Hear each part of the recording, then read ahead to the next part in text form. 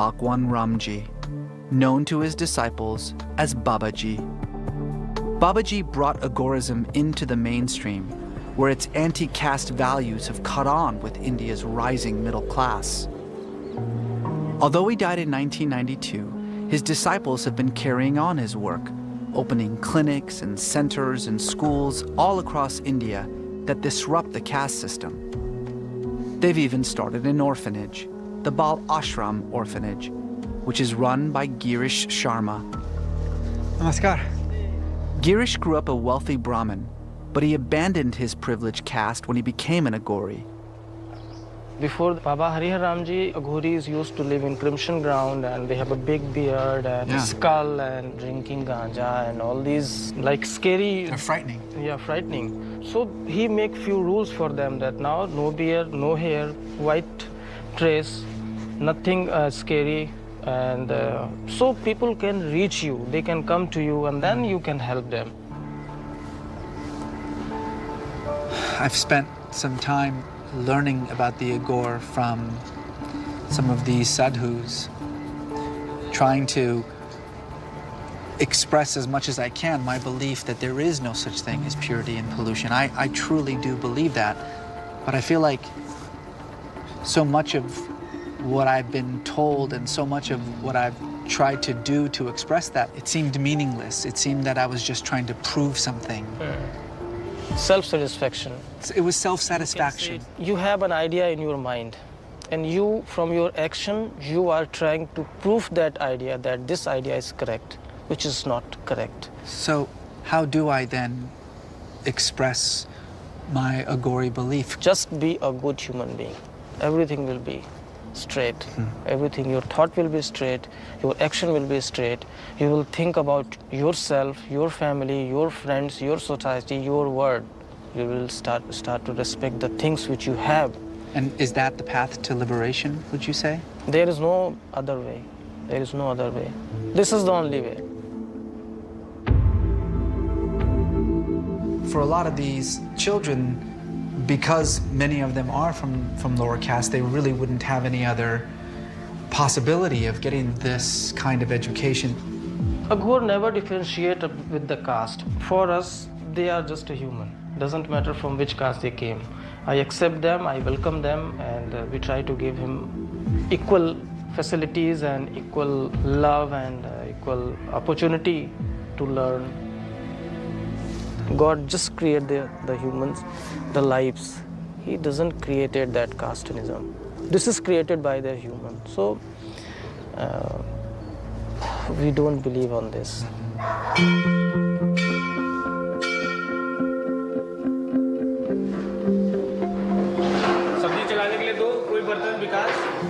How many? 2.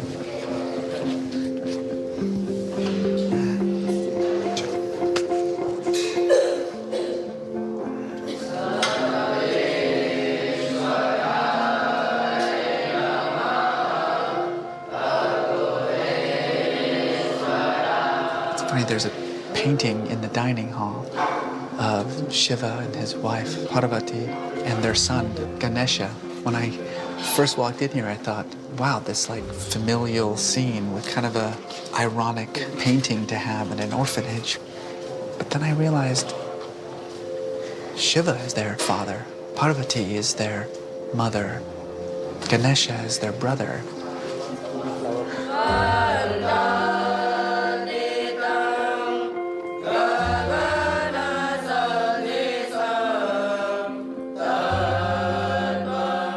So bright-eyed, and I feel like I've learned something completely new. Not just about what it means to put your faith into practice, but I feel like I've, in a way, found the Hinduism that I was looking for. The beauty of the religion, minus this obstacle that I can't get past. It's a completely new lesson.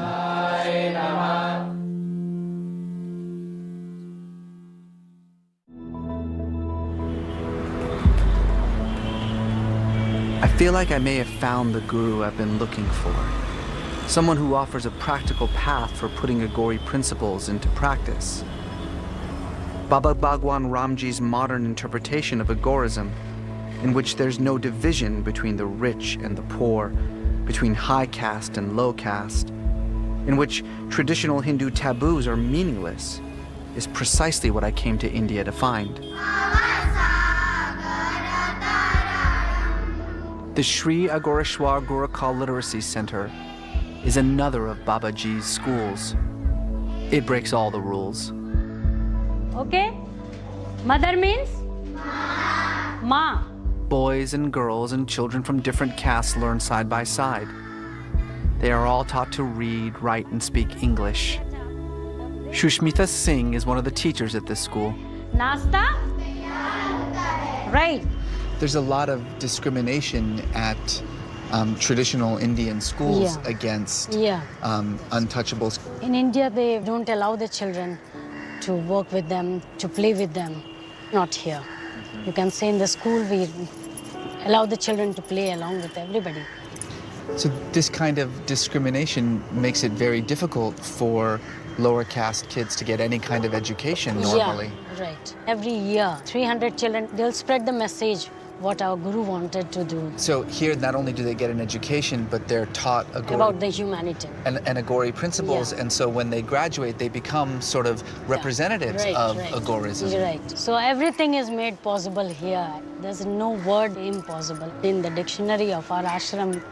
And it doesn't matter what caste you are. No, it doesn't what matter. Religion Caste, you are, religion, nothing. Race. They're all same. Bye, bye, bye, bye, bye, bye, bye. Bye-bye. Bye-bye, guys. See you guys. Bye-bye.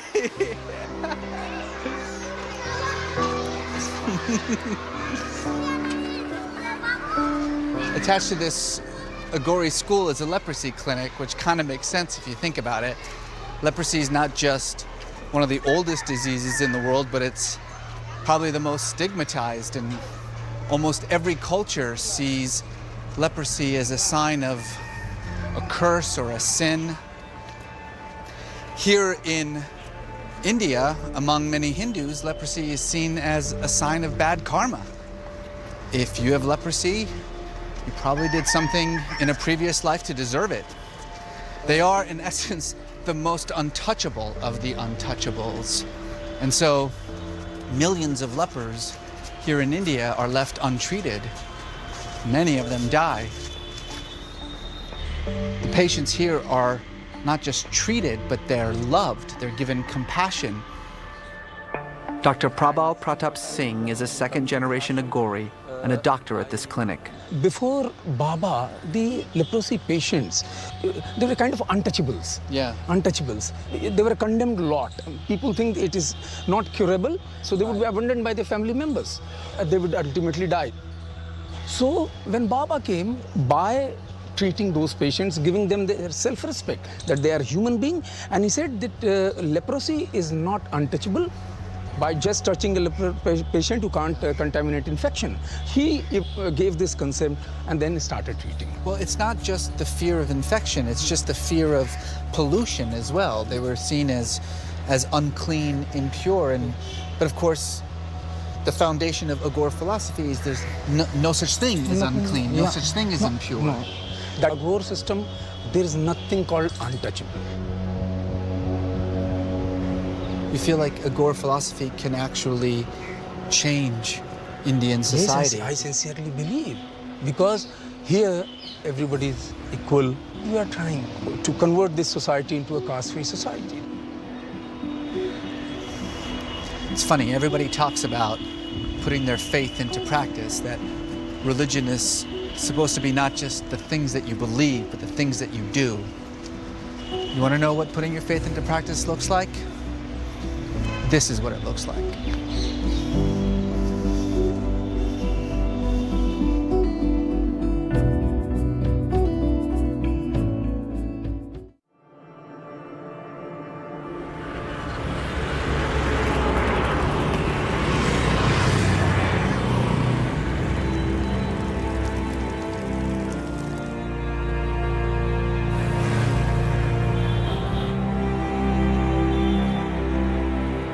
What does it mean to live without fear? It means recognizing that purity and pollution are just an illusion. It means knowing that nothing you do, nothing you eat, nothing you touch can cut you off from God. That if God lives inside you, as the Aghori believe, then nothing can defile you. The family you were born into, the color of your skin, the clothes that you wear, your education, your wealth, none of these matter. What matters is what you do, how you love, how you care for the least among you.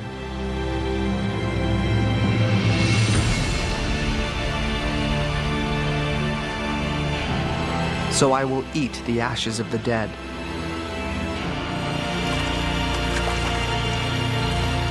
I will drink the water from the Ganges.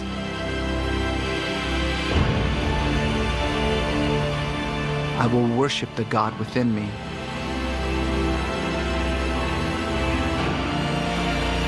I came to India to discover what it means to be Aghori.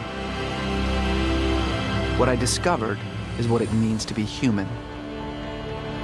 I believe there's no discrimination in the society along the gender and the religion and caste and creed. I believe in duty first, to my responsibility and to my karma. I believe we are all part of one energy, one God.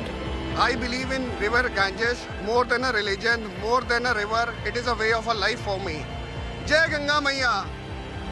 I believe in Hindu philosophy. It gives me inner strength. I believe in my Guru's philosophy of service to humanity and mankind. I believe the external bodies are different, but within the soul is one. I believe Shiva is the universal God. Oh, Shiva is my heart only.